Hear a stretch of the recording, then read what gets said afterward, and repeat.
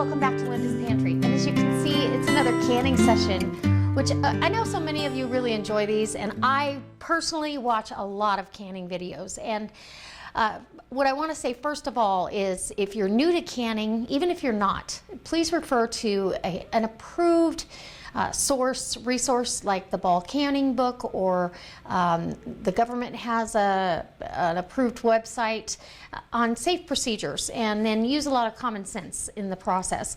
So what I've got here is about 17 pounds of tomatoes I picked out of the garden this morning.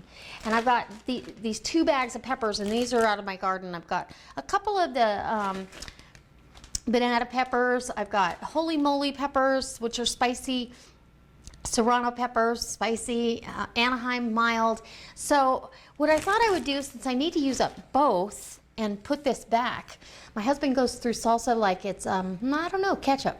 So I'm going to make sauce, but I'm also going to make some of it into salsa. So I've got to put back some tomato sauce for the pantry for the year, and I'm going to do some of it a saucy salsa. So the chunky part will be from the peppers and the onions and the garlic, and then the rest of it will be a saucy mix. Instead of doing the salsa strainer this time, I'm going to use the actual food strainer on the Victorio Strainer, and I've got it set up in my family room, so I'll have to take you over there and give you a close-up of how that works. And if you're not familiar with that, that cuts out so much time. I'm going to wash and core these tomatoes, and that's all I have to do, and cut them into pieces that will go down in the hopper. The seeds and skin go out one side, and all your pulp and goodness comes out the other. All right, guys, so let me get these washed up, and I'll see you at the Victorio Strainer. Okay, so I've got part of my tomatoes prepped, a little less than half, and we're going to go ahead and load the hopper. And super easy. You're just grabbing the tomatoes, putting them in the hopper, and then you start that turning of the handle, which I'm going to push those tomatoes, get them started. Super easy to operate, easy to take apart and put together, and it makes quick work of these tomatoes. So guys, I'm all done with the tomatoes, and my stock pot has at least 10 quarts in there. I'm thrilled, okay, for that harvest. And I put a whole bulb of garlic, all the cloves in there, chopped up real fine. I always use garlic no matter what I'm doing with tomato sauce. So half of it's going to be used for salsa, half of it's just going to be a garlic tomato sauce put up on the shelf, no worries. And these are my peppers. And I always test the pepper for its heat. First I smell it. Can I smell a lot of capsaicin? Yes. That means it's going to be spicy. This one, not so much. So it looks like it could be spicy, but it's not. And then the other real test is put it on your tongue. Whoop. Put it on your tongue with the seed in it, and see what you taste. See, it's not overly spicy. These are the holy moly peppers. Delicious.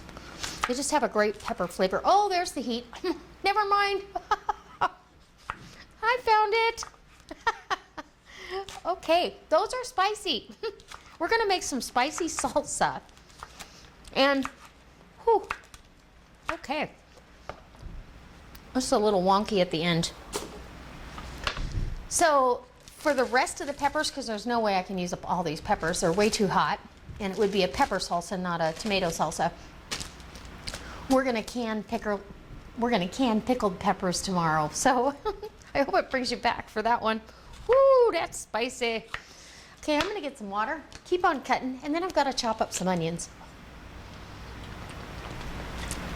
And I'll be back. So we're gonna continue to load these jars. I think we're gonna have more than 8 jars. And so what I might do, because my husband goes through the salsa so fast, he can eat a whole jar in one sitting, I might go ahead and do 1.5 jars as well. And I'll just water bath these a little bit longer than the pint jar.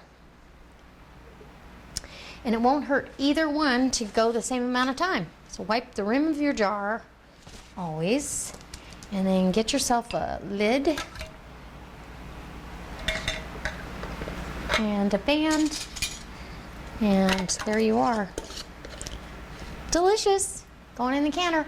I'll be back when I take them out and I'll show you what we've got. Our canner is now done. The last batch is done. Our tomato sauce was in there for 35 minutes, and if you were going to do quarts, it would be 40 minutes. But we did the 35 minutes in the water bath canner. Turn it off, take the lid off, and let these jars sit in there for 5 minutes. Now, my salsa, it calls for 20 minutes, but because I did 1.5 jars as well, I did 25, just to be safe. And it's got the citric acid and the acid from the tomatoes, so it should be just fine. So we ended up with quite a little haul here, and trust me, we use this all the time. I don't go buy tomato sauce at the store. I don't buy salsa at the store. I either make it fresh or I have it in my pantry. And I'm putting these down on a nice towel on the counter, and they just look beautiful. So we got 8 pints of tomato sauce that we can turn into soup, spaghetti, anything we want. And look, we have 1, 2, 3, 4, 5, 7 pints and 2.5 pints jars of salsa. And I just had a big salsa canning video, but there you have it. So this is it was a all afternoon affair by the time I got all the vegetables prepped and everything going for this. But it's so worth it. Now, I don't have to think about this for a very long time, and I certainly know every ingredient that went in here was from my garden or how wholesome it was, and there's not a bunch of additives that don't need to be in there. So I hope it inspires you to maybe try your hand at home canning. Water bath canning is the easy thing to do, as long as you keep all your equipment very sterile, right down to everything you touch your jars with. You want to make sure that things have been as sterile as possible, and I've been doing this for years. I've never ever had a problem. So guys, I can't wait to see you next time. I hope if you're not a subscriber, you go ahead and hit that subscribe.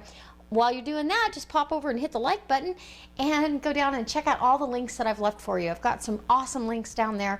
There's even a link to that Victorio Strainer I used and the All-American canner if you want to get into pressure canning. All right, I can't wait to see you next time. So happy canning.